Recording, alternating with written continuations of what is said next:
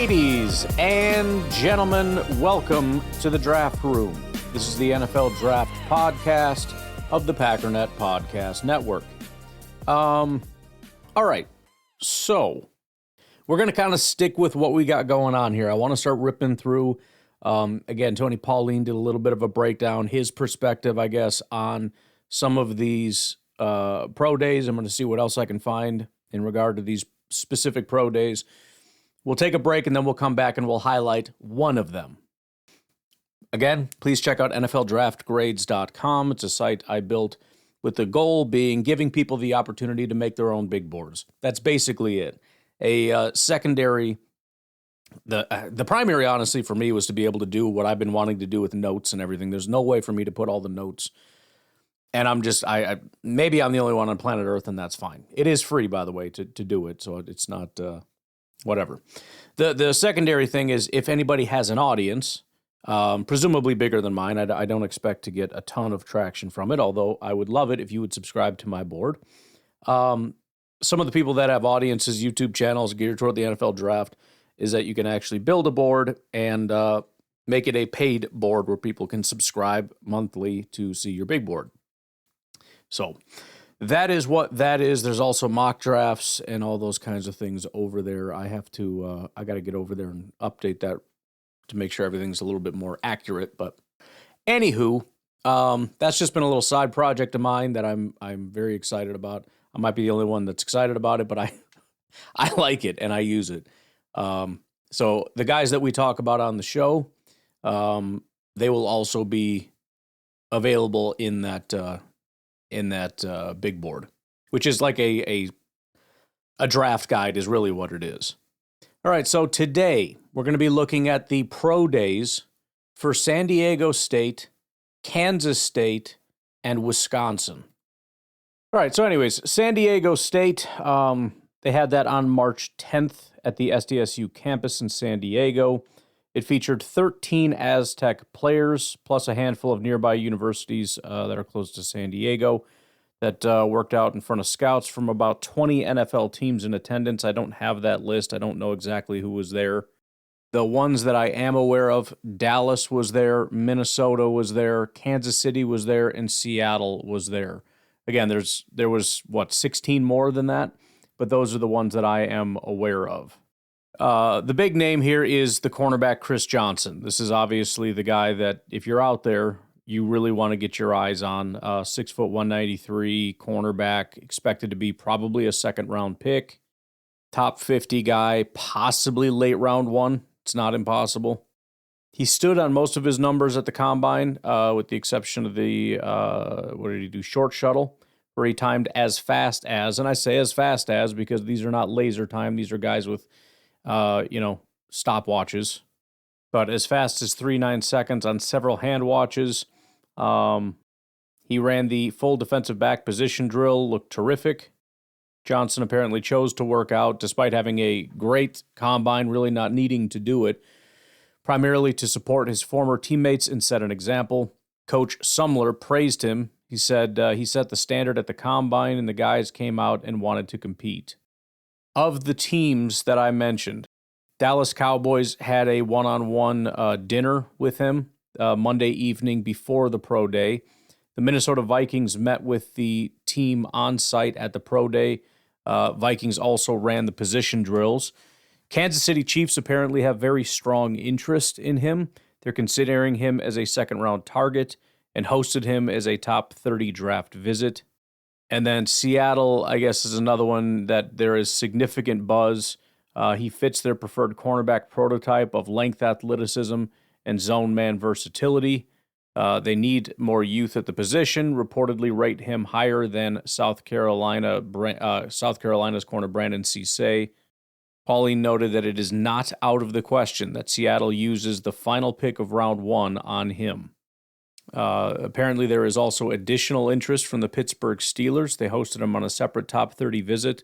Multiple teams have told Johnson he's a great player and a great person, which he highlighted post-pro day. A couple other notable guys out there. Safety Deshaun McEwen had the fastest 40-yard dash of the group at 4.52 seconds and also impressed in the drills.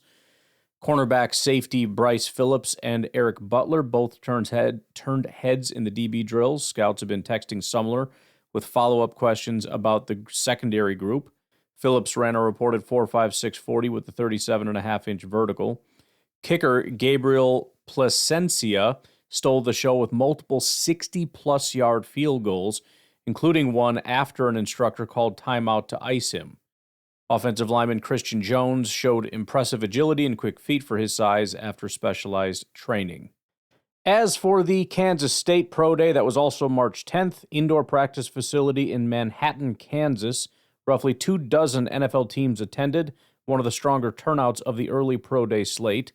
7 Wildcats worked out in front of scouts with testing and position drills focused on offensive line, skill positions, and secondary. First up, Sam Hecht, the center, 6'4" and an eighth, 303 pounds, is your sort of top prospect here. PFF has him ranked 73rd overall. Many evaluators view him as the cleanest technician at the position. He stood on nearly all his NFL combine numbers. Only new testing was the 20 bench press reps, fully participated in offensive line drills, looked sharp with excellent leverage and hand placement. Sustained a small gash near his right eye during contact drills, but called it a badge of honor and said the day was great. Blood never hurts. Well, yeah.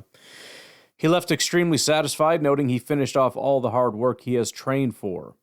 The Chicago Bears were one of the teams in attendance, apparently sent a very large contingent, 4 staffers, including Director of Player Personnel Trey Koziol and offensive line coach Dan Rauschar. Bears have significant interest in Hecht as a long-term center option after trading for Garrett Bradbury following the Drew Dahlman retirement. Very interesting. Some of the other teams in attendance were the Atlanta Falcons. They also had multiple evaluators on hand, including Assistant Director of College Scouting Michael Ross. Some background on him: former walk-on nearby Shawnee, Kansas, became a multi-year starter, earned all Big 12 honors, allowed 0 sacks in his final 1,600 college snaps, Senior Bowl participant who impressed with consistency.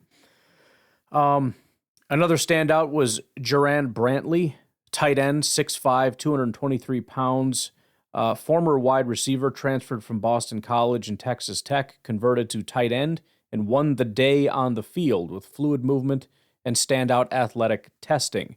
His pro day measurements included being 6'5", 223 with a 40-yard dash of 4.63, broad jump of 10 feet, 20-yard shuttle of 4.46, 3-cone of 7.2 seconds, a vert of 32.5 inches. Excellent size-speed combo for a move hybrid tight end. Apparently, the Indianapolis Colts are interested in adding tight end depth and have already scheduled a future meeting with Bradley. His athletic profile gives him immediate special teams upside plus developmental receiving potential. Then there's Desmond Purnell, inside linebacker, 5'11", 220, call it 230. Did not work out, was ill and unable to participate. He plans to hold a workout for scouts in early April, a small private thing at the April at the latest. He is a one-gap penetrator with explosive first step, strong 2025 production, team leader in tackles, multiple Big 12 Defensive Player of the Week honors, apparently drawing targeted interest from the Philadelphia Eagles, Kansas City Chiefs, and New Orleans Saints, projected as a day 3 linebacker with immediate rotational/special teams value. PFF has him at 428 on their predictive big board. VJ Payne, very interesting, very large physical safety, 6'3", 209-ish. PFF has him ranked at 202. Participated in a strong combine showing. Worked out in secondary drills. Scouts continue to view him as a versatile, rangy safety with starter upside in the right scheme.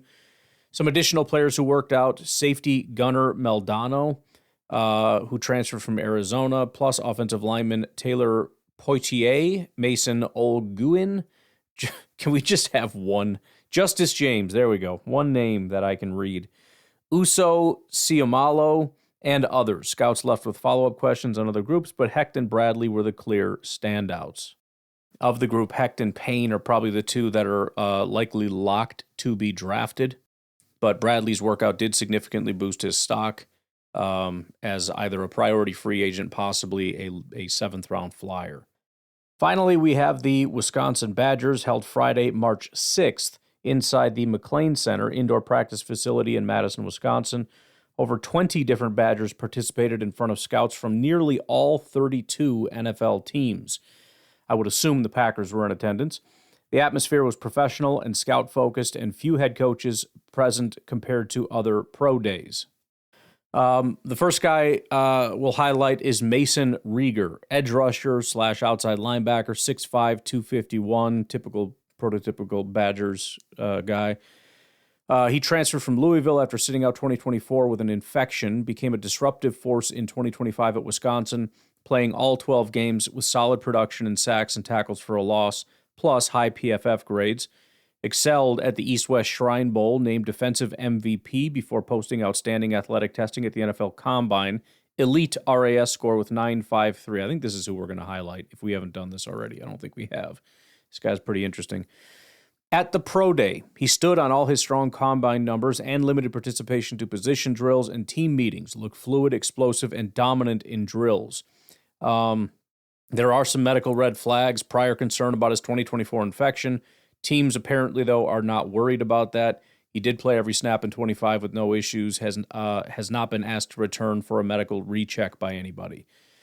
Teams currently listed as having interest, drawing significant attention from the Jacksonville Jaguars, Philadelphia Eagles, and Carolina Panthers. His stock has climbed steadily since the fall. Many project him as a day 2 selection, second or third round.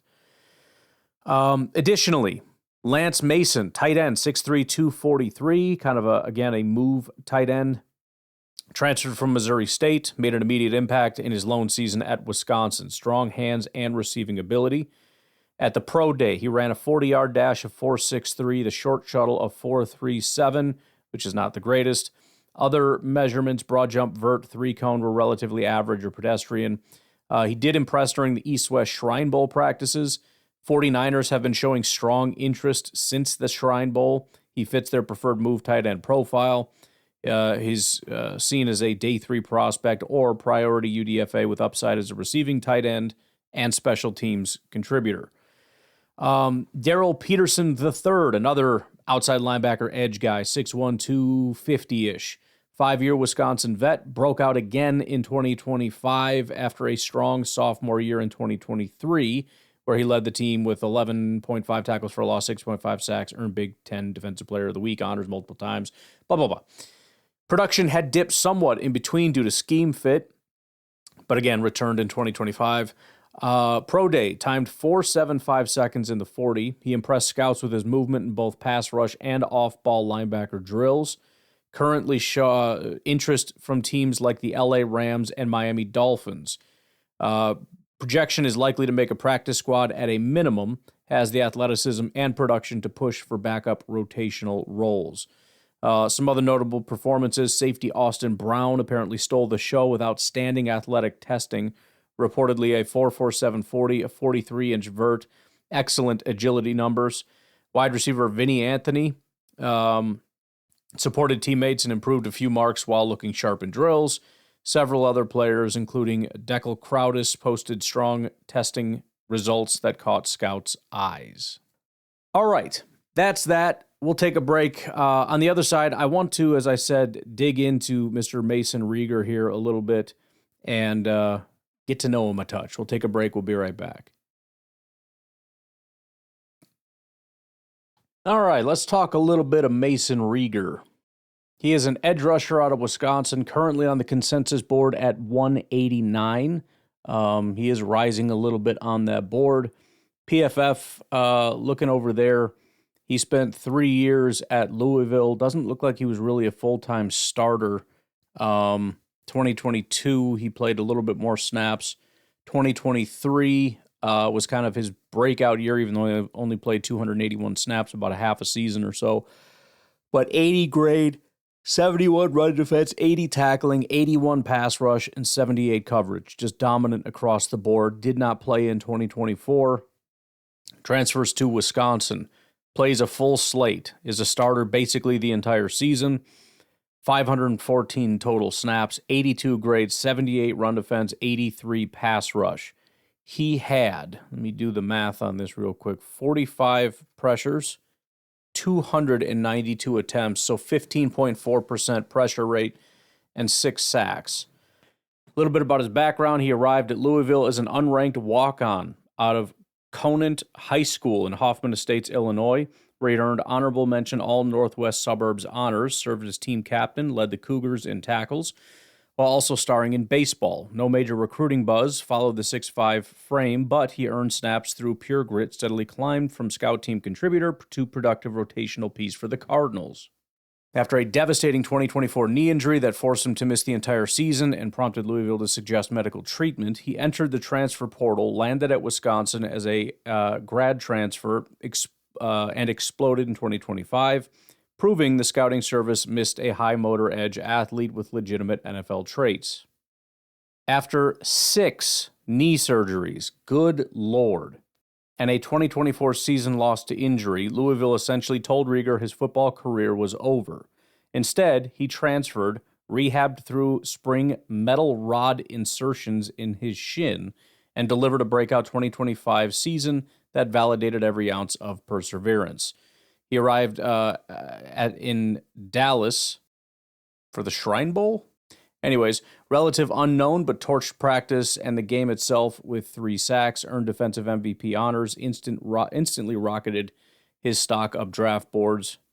His 40-inch vert was top 3 among all edges at the Combine. 9.53 RAS score turned heads in February, proving the 6'5" frame hides elite twitch that Big Ten film only hinted at. Some of his strengths, he's listed as having an explosive first step, elite vertical athleticism, length and inside counter move, relentless high-effort motor, run game diagnosis, and shedding, versatile 3-4 stand-up fit. He is a natural 2-point stance edge who chews up ground, stunts and twists, and wins with bend and acceleration rather than pure power. Ideal scheme fit as an odd front outside linebacker who can rush from wide alignments. Some of his weaknesses, obviously he's a smaller guy. He's maybe 250, lack of anchor and play strength, limited rush arsenal, and predictable tracks. Tackling inconsistency in space. His miss rate jumped in 2025. Short strider, limitations versus power. Seen as possibly a mid to maybe late round prospect, immediate rotational upside in a 3-4 scheme. Pro comp, here's a fun one. Kyler Fackrell. Tall, linear, high motor rusher with similar length, inside counter game, and explosive testing. Both were scheme-dependent pass rush specialists who maximized effort and quick wins rather than raw power. Exact body type and production profile match. The secondary comp, hilariously, Vince Beagle, another former Packer, and also kind of in a similar situation as he was, I think, a 4th-round selection by the Packers, if I'm not mistaken. One of the worst picks. I've never seen a quicker exit out of Green Bay for a pick that high in my life. I mean, it was shocking. I mean, it was one of those, we drafted him, we brought him in, and it was just like, no, he's got to go. This is awful. But anywho, another Wisconsin product, comparable motors, 3-4 fit, ability to flash as a situational rusher, blah, blah, blah, blah, blah. No red flags outside of the medicals, obviously. We're talking secondarily, character type stuff. Clean off the field profile, graduated with a sports administration degree from Louisville.